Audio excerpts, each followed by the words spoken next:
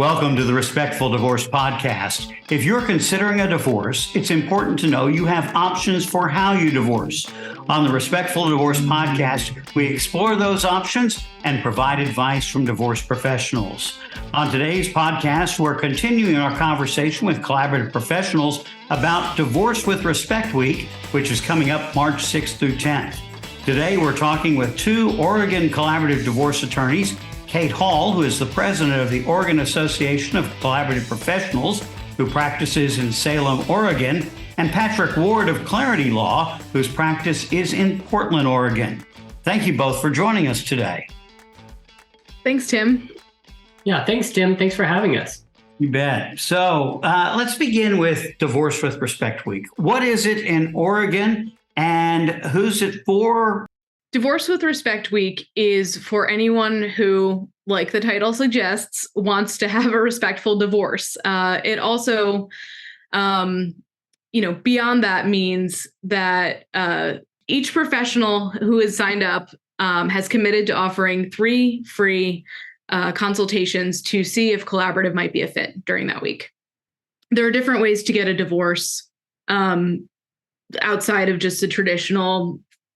You serve, go to a lawyer, serve your ex, and then fight it out in court. There are, the collaborative divorce process is an excellent way to get divorced. So who is a collaborative divorce for? So a collaborative divorce would be really great for people who have a baseline level of trust and feel like they can communicate well. It's a voluntary out-of-court process, and it requires that people have transparency around their finances. It requires that there's free and fair negotiation within the process. And so, it's not usually a good fit for people who are in a power and control dynamic or, are worried that their ex is burying gold in the backyard or, hiding assets in some way. Yeah, sort of like hiding crypto, right? Right, exactly, yes. There needs to be enough trust that everything is going to be able to come out on the table and that both people are going to want to address it in a way that is mutually beneficial for everyone. So, Patrick, how does the collaborative process work? Well, the important thing to remember about the collaborative process is that everybody has a collaboratively trained attorney, and the attorneys and the clients work together as a team. So everybody's moving in the same direction towards a resolution that involves, as Kate mentioned, trust that you're going to participate in good faith towards that resolution. Key to a collaborative case is that both clients are asked to sign a participation agreement, and the participation agreement outlines all of those things that are reminding clients that it's a confidential process, that they are going to participate in good faith, that they are going to share information willingly, that they're going to be transparent with their attorneys, that they're going to be transparent with each other. And also something that's really important that I think is really powerful for the collaborative team process is that the clients commit to moving through the process. If they decide that the collaborative divorce is not working for them and they want to go litigate, then any members of the collaborative team are not going to follow them to litigation. So the attorneys are not going to follow them to litigation. If there are other members of the team, and I want to make sure I address that, but those folks wouldn't follow them to litigation. So other members of the team can be the financial professionals who are supporting the clients as part of the collaborative team.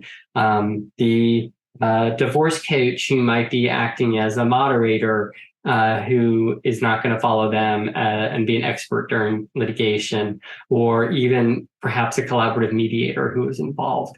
So everybody's going to step away, and if litigation ensues, then the clients go forth with new professionals.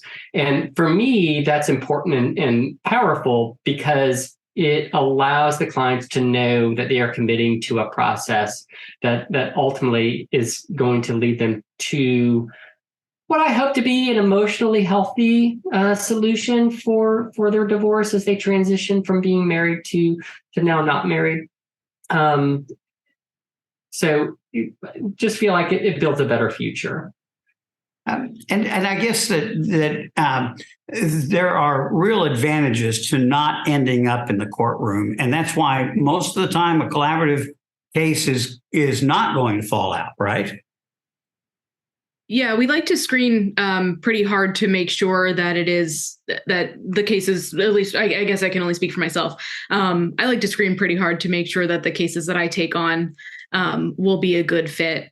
And when people are able to commit to the process, and start to kind of begin working things out, having the support of attorneys, and I think, as Patrick mentioned, other professionals can make it so that it becomes like a true transitional time, rather than something to win or lose necessarily, because it's, the concepts of winning and losing in divorce are really, really difficult ones. It's possible to measure money, but it's not possible to, always measure the impact on kids, or, really that everyone is getting the future that they want out of their divorce. So why did each of you decide that you wanted to make collaborative a part of your practice? I can speak to my paradigm shift, to use a collaborative phrase. I litigated for years and years and years in the family court systems in Oregon, and I just watched how it was not working for families. And it really is a process where you're trying to knock somebody down and then maybe give them a little kick after they're on the ground.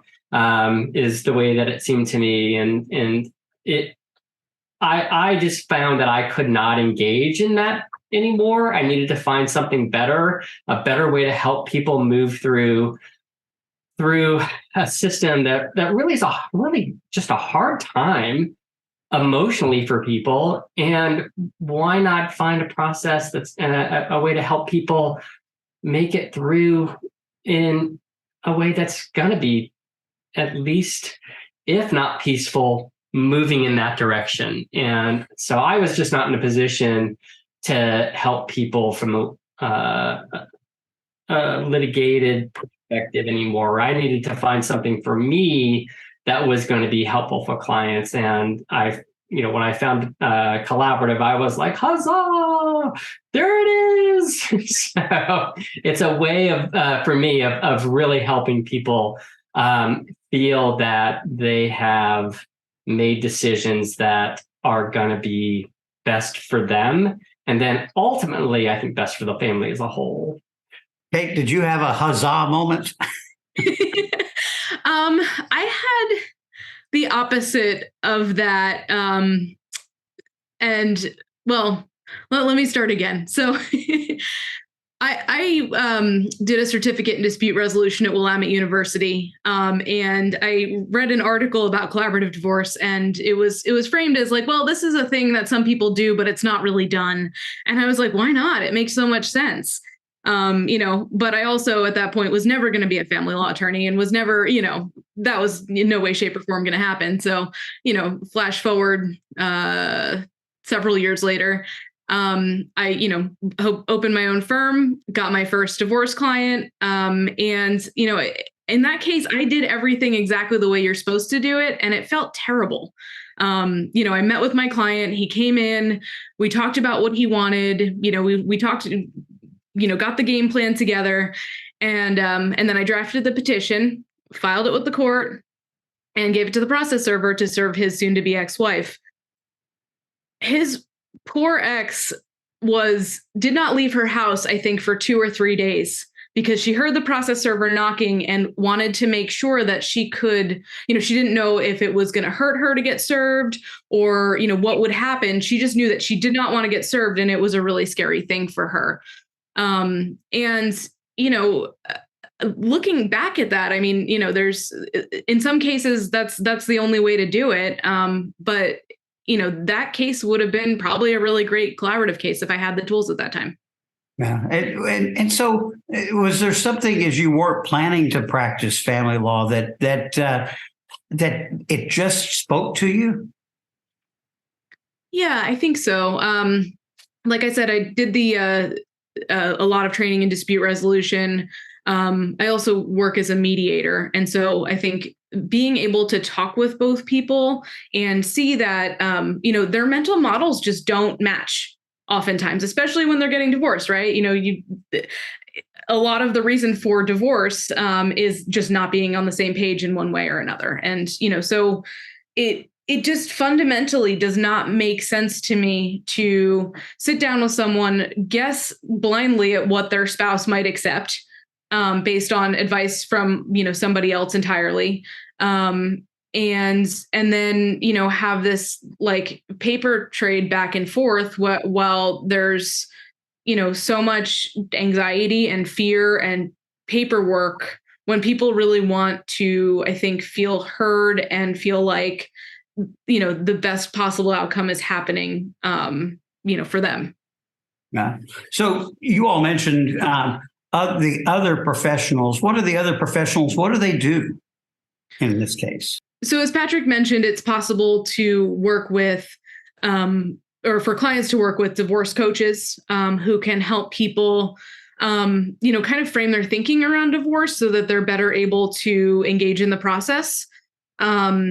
And those divorce coaches sometimes have a mental health background. Clients can also work with financial specialists who can be financial neutrals as between both of them. So they can hire a financial specialist. The financial specialist can run the numbers that they both give and say, here's my analysis. As your neutral, here are the cold hard numbers. What do you want to do with it? And so they lend sometimes a degree of depth that attorneys, don't have particular expertise in.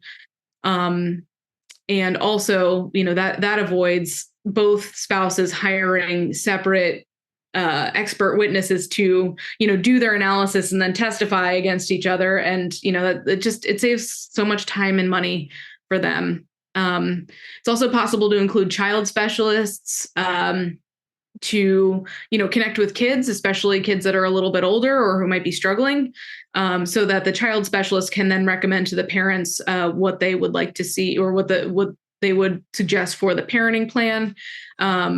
They can facilitate the meeting where the parents would put together the parenting plan. That sounds expensive to have all these other people involved. Is it?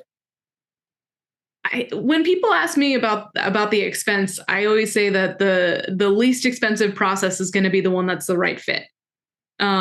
So, we talk about adding a financial specialist. And if that person charges less than attorneys do, and clients are able to get handed off between financials and attorneys, or, do some self-regulation work with a divorce coach, that's going to make their meetings with the other professionals more efficient. And so it is possible to save a lot of money because not each team member is involved in every step of the process. I wanted to add to that. I'm glad you mentioned efficiency, Kate, because I think that that's an important part of a collaborative that when I'm talking with clients, I try to emphasize that collaborative can be an efficient process for divorce. I always look at the distinction between conflict and cost, and the more conflict, the more cost there's going to be. And if you're utilizing, as Kate mentioned, specialists who are experts on both sides, that's going to add conflict, and that's just going to add cost. And so if you can find, as attorneys, we're going to bring in those neutrals who the clients need in order to create efficiency and move through the divorce in a way that is going to be hopefully less costly than a traditional litigated divorce. So, sort of a final question. This is the Respectful Divorce Podcast. It's Divorce with Respect Week. What is it? What does it mean to you to divorce with respect? For me, I think it's important for clients to walk away from each other, from the marriage, in a way that makes it so that the divorce is a small part of their life as opposed to a big part of their life. That's something that I want my clients to experience. So when we talk about divorce with respect, they are respecting each other. And I think that's especially important in co-parenting relationships or when there are children involved. And the parents are now going to have to try to parent the children in two different households and try to figure out a way to work together if they can to do that. So it is important to me that the clients are aware of that. I think they know it on a surface level, but it's hard to really understand it until you've lived it, from a deeper level. And I think we need to give people that perspective. And I think that that's what the collaborative process is built to do, is provide perspective, and that can lead to respect. I'm curious about your answer, Kate. Well, I think it's pretty similar to yours, Patrick. I would like, especially to the end of, if they're able to have a divorce in which they, both spouses, feel respect towards each other throughout and are able to demonstrate respect towards each other throughout, even if it is, complex or difficult. Not every, divorce necessarily is. I don't like to promise that, but, sometimes being able to maintain that respect can help, co-parent or be good co-parents. The main indicator of kids having trouble with, parenting related or, divorce related issues is not whether parents are separated, divorced, or married. It's the conflict between parents. So the single best thing parents can do for kids is to stay low conflict. I would also add that divorce with respect means that the clients themselves, like their each person's internal hopes or expectations or wishes for the future are respected, and that the way that they want to move through the divorce itself is respected as well. I think that that's an important piece too. Each client should be respected. So if someone wants to contact you all individually to have further conversations, how can they get a hold of you, Kate? Well, they can Google me or go to my website. It's katehalllaw.com, KateHallaw.com. All right. And Patrick? Well, I am at www.claritylawllc.com. I can be reached at patrick.ward@claritylawllc.com. And I can provide you my phone number too, 503-957-7491. We'll have that information in the show notes as well. Kate, Patrick, thank you all very much for joining us on the Respectful Divorce podcast today. Thanks so much. Thanks, Tim. This reminder that Divorce with Respect Week is March 6th through 10th. For more information, go to divorcewithrespectweek.com, where you can schedule to talk with a divorce professional. This is Tim Crouch, reminding you that collaborative divorce is a better way to untie the knot.